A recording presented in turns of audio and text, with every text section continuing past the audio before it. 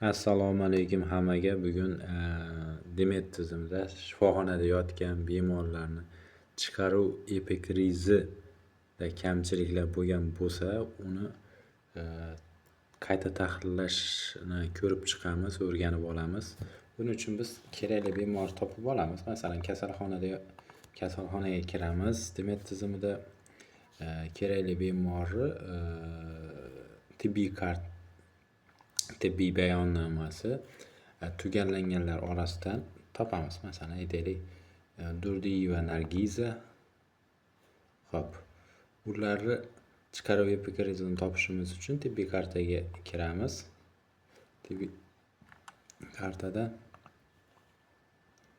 hujjatlarga o'tib olamiz. Hujjatlarda chiqaruv epikrizi ko'rish mumkin. Chiqaruv epikrizi ko'rib chiqdik.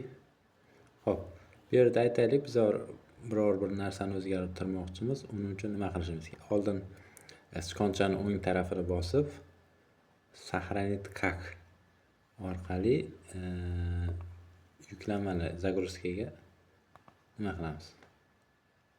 Загрузка bo'ldi. Xo'p, ko'rdik. Mana shu yerda turibdi, Demet. Xo'p, o'ng tarafini bossak, sichqonchani qanaqa открыть с помощью Word ochishimiz kerak. Hop, aytaylik, biror bir qismini o'zgartirib ko'ramiz. Mana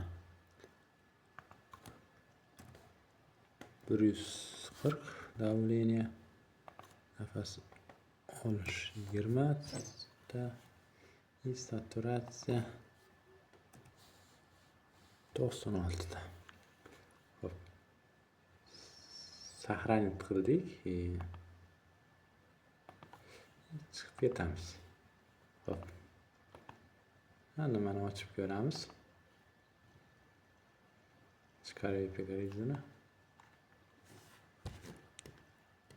140 ta, nafas olish soni ham o'zgargan, saturatsiya ham o'zgargan. E'tiborlaringiz uchun katta rahmat. Sog' omon bo'linglar.